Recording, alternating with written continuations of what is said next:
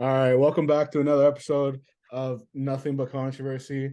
We got a reoccurring guest, someone that you guys have been waiting a long time for.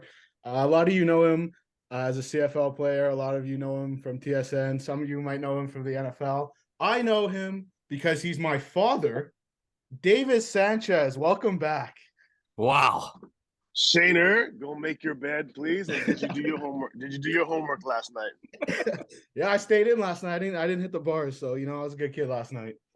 And by the way, that intro, if anybody knows me from the NFL, they got some serious issues because if you know me from the NFL, in my 2 years on special teams, you're a serious loser and you spent too much time watching the NFL. If you know a backup DB and a guy on the punt team, you're a serious loser.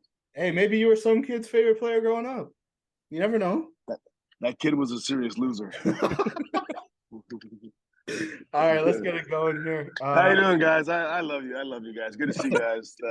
Honestly, thanks for having me down here in Arizona and having a great time. I have the shades on because we had a really aggressive evening, but it's it's awesome, and I do always love catching up with you beauties. What was the drink of choice in last night's aggressive night? Aggressive just means I was up late. I don't drink. I just was up late hanging out. All right. Look, you said you were out in Arizona last night. My first question was, "What's the vibe?" But I guess by telling you it was a great vibe by looking at you. Hey, you know what's awesome? I was talking to this exact conversation yesterday morning. I came down to the lobby and I bumped into Dave Naylor, my partner and colleague at TSN, and he said, Chezzy, he said, you know what I effing hate? He's doing a bunch of affiliate hits, so like CTV Regina, CTV Halifax, CTV Toronto, like all the different CTV morning shows. He goes, you know what I hate? I hate when people ask me the question, "What's the vibe like?" Exact, swear to God, I think he used the word atmosphere like, but I swear to God, the first thing he said to me as I walked by him is, he's like, "I hate when people ask the question, and what do you do?" The first question you ask me, "What's the vibe like?" I love it. I love it. The vibe is amazing. There you go. That's all that matters. Yeah. I guess we're gonna move on to the game now after you took away my vibe question. But there is a game on Sunday. If you ever get some sleep and you could watch that game on Sunday. But what are you expecting in that game? What are you feeling? Win or loser? What are you expecting? Yeah.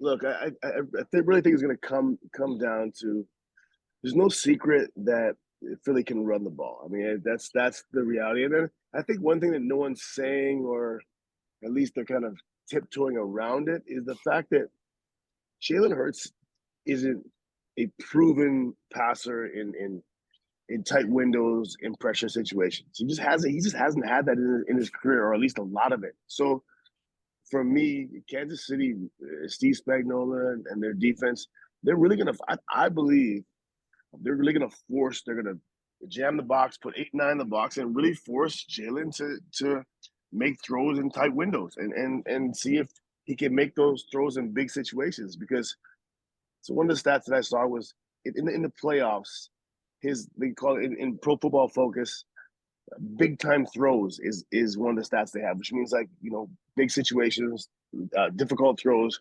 1.8% of his throws in the playoff have been considered big time throws.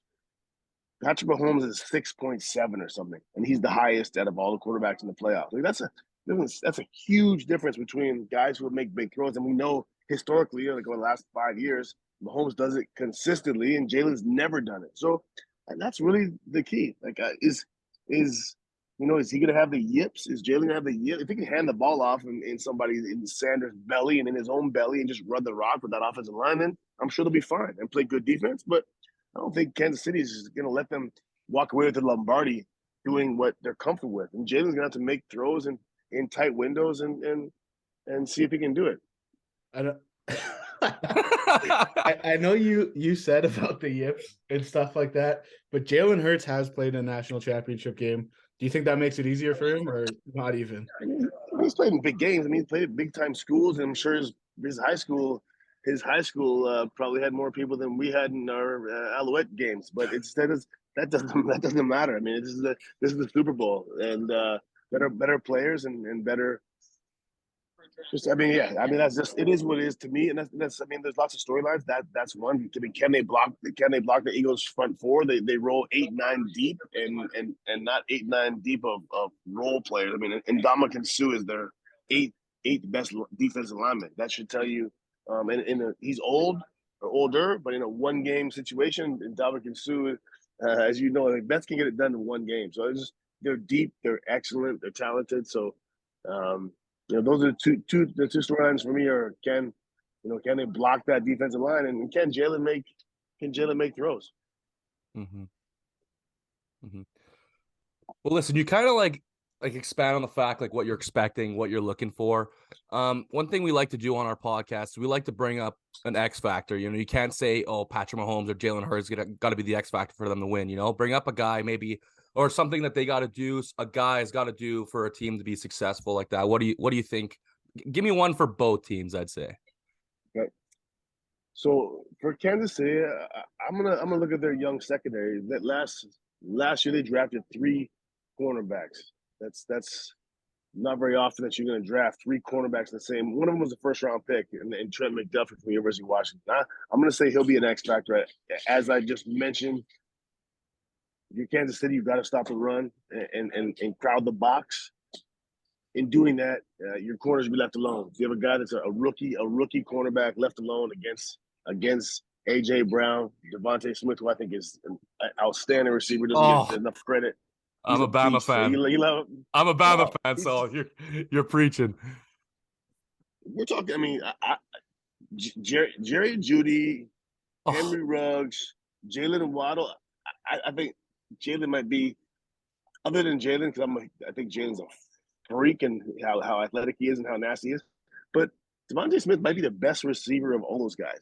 I think that's crazy to say. That's crazy though. That's crazy to even say. I mean, I think it's a little hard to put Henry Ruggs in that conversation right now. The point of this really though, our X factors. I like Devontae because I do think that I think the matchup with him. Let's go back to X factors. So going back to defensive back Trent McDuffie. So Trent McDuffie is, because you're going to get matched up one-on-one, I think a lot because they have to stop the run. For that reason, I think he's a key, and I do think that if he can hold up on the outside against AJ and against the guys as great as AJ and as good as Devontae are, I think that's a key for them. That's one on Kansas City side. Eagles X factor. Gosh, I mean, look, I don't know if they're so well rounded. Like, I mean, I don't think they're so deep and they're so good. I would say the X factor or in that game is not a guy, but I think it's precision passing in tight windows for Devontae and for Jalen. It really is. It's really key passes and tight windows in key situations. That to me is the X factor for the Eagles. So not a player for the Eagles, but situations and Jalen Hurts on third down and in tight windows. Can he make those big time throws and be accurate? So while we're on the topic of quarterbacks and systems that, like well-rounded teams, we'll call it. Like, before we get back to the Super Bowl, I just want to ask you a question because, San Francisco obviously didn't get it done in the NFC Championship, and we kind of saw them fall apart because they're on their 4th string quarterback. And I've been seeing a bunch of reports saying that as long as there's not a huge regression, Brock Purdy is going to be the starting quarterback next year. What do you think about that? Because I think like you can't sell your soul for Trey Lance and then start this guy. Like, to me, like you put me as the quarterback in San Francisco. We're gonna put up 20 points, man. Like, you know what I mean? Let's not push it. Okay? Hey, slow the fuck down, would you? No, that's complete nonsense, and I think it's a good story, and I think Brock Purdy's been awesome, and I think he'll be a good backup quarterback in this league, and a really good backup quarterback, and he's proven that.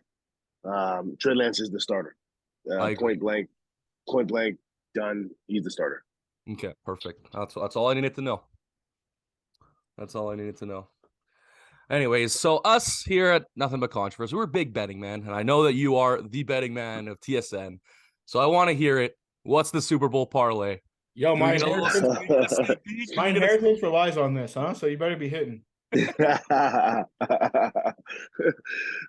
I'll tell you something funny. If anybody has been following my TikTok, I'm not a so big social media guy, but I realized the importance of TikTok, and so I got some people I work with that help me out and help me edit the videos and do that stuff for TikTok. I find it absolutely hilarious. Like I had a 500,000 views on one of my TikToks, one of my big parlays. It was like I was hitting for I think it was like I risked $3,000 or $4,000 and to make 150 grand or 200 grand. It was a big one, and I had a couple of these ones, and I hit two of them, and all of a sudden I have like on Instagram and on Twitter I have like 3,000 views or 2,000 views, and all of a sudden I post these crazy parlays, and it's a 500,000 people because they want to see you lose, and they think it's hilarious, and I find it absolutely amazing that I do these parlays for the parlays. I'm a better. I'm an in-game. Anyone who actually follows me knows that my bread and butter and how I make my living is not from TSN. It's my living is in-game betting, and then I put my in-game football betting, NFL, CFL. I put up against anybody in the world, and I'll stand by that. And so I put up a 3K parlay for shits and giggles to make 100 grand, and I miss. You're gonna miss 19 out of 20 of these because they're paying plus 5,000. So you're gonna miss them. And every time I miss, they're like, everyone's like, this guy's a complete moron. This guy's a donkey. He knows nothing. I find it hilarious. They don't realize that I have bet 8 times that amount on an in-game bet in the same game, but I just don't post those. So the Hail Mary parlay, go to David Sanchez on TikTok. Is a shameless plug. And I'll post that right before the game. But go to TikTok. I can take it to my Twitter and my Instagram, but I'm trying to build the other ones. So I try to build TikTok. So that's where I'll post it. I don't have it yet. I can tell you, you're a Bama guy. So I can tell you that there's something to do with Devontae Smith in my same game parlay. They call it the Hail Mary. The Hail Mary, I'm gonna retire and quit my job parlay. I love it. All right, we're gonna stick along with betting here, and probably the last thing we're gonna do because we don't want to keep you too long. Because like you said before, you need to jump in the pool and get her going, get your day going. So we're just gonna go ahead.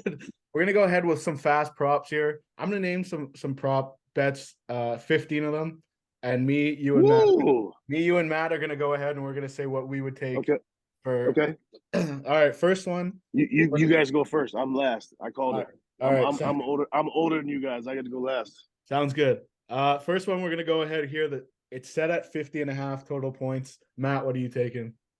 Give me the over, man. I mean, I just don't like people who bet the under. I'm sorry. I mean, maybe it's a smart bet. Give me the over. I'm not cheering for punts, man. I'm cheering for points all day, every day.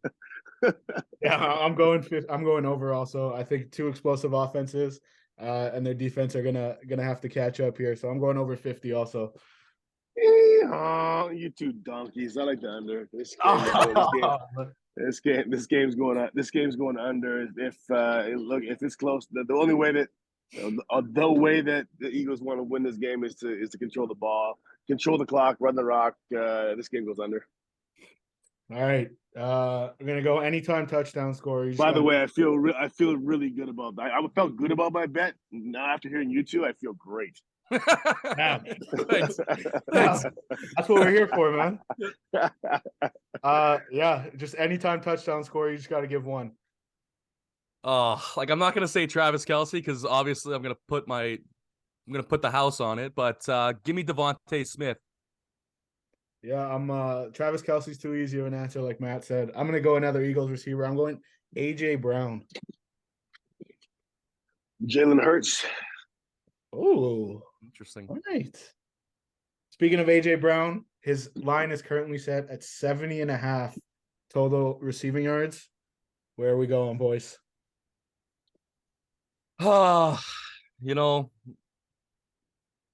I'm gonna take the over, just because I think that they're gonna need to rely on him, especially if the game gets close or if they're trailing in the fourth quarter. They're gonna need to throw the ball a lot, and they're gonna be looking to him. So give me the over for that. Yeah, I said in this week's episode of Nothing But Controversy that I think he's going to go for about 120 if he needs to. So I'm taking that over easily. What's amazing is now I have two of my locks for the week now because you two are both on the opposite side. He goes under. Difficult in a big game situation. They don't trust Jalen Hurts. Just here's something else. A quick little nugget here. The RPO. Everyone thinks about the RPO game, right? And in the Eagles, because they're a great run team. RPO is what it is, and they do a lot of RPO. Do you know that they're the bottom? The Eagles are in the bottom 5 in the NFL in RPO runs. Yeah, guess what? They're the top 5 in NFL in RPO passes. Passes off the RPO. You know why that is? They don't trust Jalen Hurts. They don't trust him. They want to get him easy completion. So off of RPO action, that you get linebackers suck up, quick pass to tight ends, quick pass across the middle. They don't want to throw outside, have difficult throws. And AJ Brown in a big game, they go. It's under. They don't want to. They're not going to put the ball up for risk when they can run the rock. It's under. And thank you guys for going the other way because I feel even better about my bet right now. Oh my God, Dave was out to get us today. He thinks we're terrible at betting, so it's okay. We'll see. I don't think you guys are terrible at betting. Hey, Shaner, we're bloodlines. We're bloodlines. Me and your mom have something special, and we love you, son. And I don't think you're terrible at anything. I keep trying your best at everything. You're great. I just can't wait for the first play to be an RPO pass to AJ Brown on a slant, and he goes for 75 yards. Just keep your phone by you because I'm gonna be blowing up your phone when that happens, man. All right, next one. This one seems to just hit in the first half of like every playoff game. Travis Kelce, 7.5 receptions. Like 100%, I'm taking the over all day. He's gonna get 10 to 12 receptions. They're gonna just keep throwing it to him. As Davis needs to replenish, he needs water. I saw that. I'm gonna go ahead. And this is just as good as drinking water when you're hungover, and that's Travis Kelce to go over 7.5. What was the question? You're right. I was asking for water. I missed the question. Travis Kelce, 7.5 receptions. Thank you. 7.5 receptions. Damn, that's a big number. I look. I'm gonna say this, and we're having some fun here, guys. I love chat with you guys. Honestly, I could chat with you guys for hours. You guys are good stuff, and love your pod, and you guys are great dudes. And I'm teasing when I'm fading you guys. I'm teasing. I do think we have some good conversations. You guys are knowledgeable, and I respect your opinions definitely. Here's what I say about the Super Bowl, and in all seriousness, in a game like this, if you blindly take unders or bet against a popular play, if you don't have a side and there's nothing you really are strong on. If you bet the under on against, the example would be Travis Kelce receptions or Travis Kelce yards, AJ Brown unders, or AJ Brown, because those are the popular plays. Like people who don't watch the Super Bowl, people who don't bet, they're all betting, and that's the market and how many wagers are on these bets. If you bet the opposite of the popular plays, you have a little bit of value always. Who knows how many quicks that Travis Kelce gets. I think he gets a lot of touches. I'm with you guys. I agree. I think he gets a lot of touches, but 7.5 is a big flipping number. And the reason why it's so high is because they know that every jackass is, and I'm not referring to anybody in particular, but no, I'm serious. Every jackass. I'm a jackass. I'll take it. I mean, you're not, but look, no. In all due respect, no, seriously, like you're not wrong, because I mean, he might get a ton of catches. Like if you look at all the popular bets throughout the playoffs, they all went over, like McCaffrey and like all the things I'm talking about, popular bets, they all hit. But the reality is those numbers are inflated because the general population is going to bet them. So if you're not sure, betting the under is always a play. So I like the under. Okay. Yeah, now I'm starting to realize why Davis wanted to go last, man. He's taking anything that we wanted to go and he's just gonna flip it. Next one is one that I've seen debated literally everywhere on social media. And it's Isaiah Pacheco's carries. It's currently set at 11.5. It'll be the first time I bet the under today. Put the ball in Patty Mahomes' hands. Maybe he gets over 11.5 touches. Maybe out of the backfield gets a couple catches. But I don't know, man. I feel like they're going to be throwing the ball all day. I'm taking the under. Dude, it's a three-headed monster in that backfield. Clyde Edwards-Helaire is back now. I'm not saying that he's going to take a lot of carries from Pacheco, but you still got to keep him in mind. So I'm taking under 11.5. I'm rolling with my NBC crew on this one. Let's go. Under. Oh, Davis is a big under guy, man. I don't know. Let's go, boys. What's going on. All right. Because overs are for squares. All right. There's going to be sacks in this game. I'm going to go out. I'm going to say, give me one player that's going to get a sack, and it cannot be Hassan Reddick because that guy just gets a sack in every game. Shaner, I feel like I already know who you're going to say. You know, everybody in the world that watches NBC knows who I'm going to say. So I'm not going to say him. I'll go with Chris Jones. Frank the Tank Clark, baby. Oh, great. Good bet. I'm going to go Josh Sweat.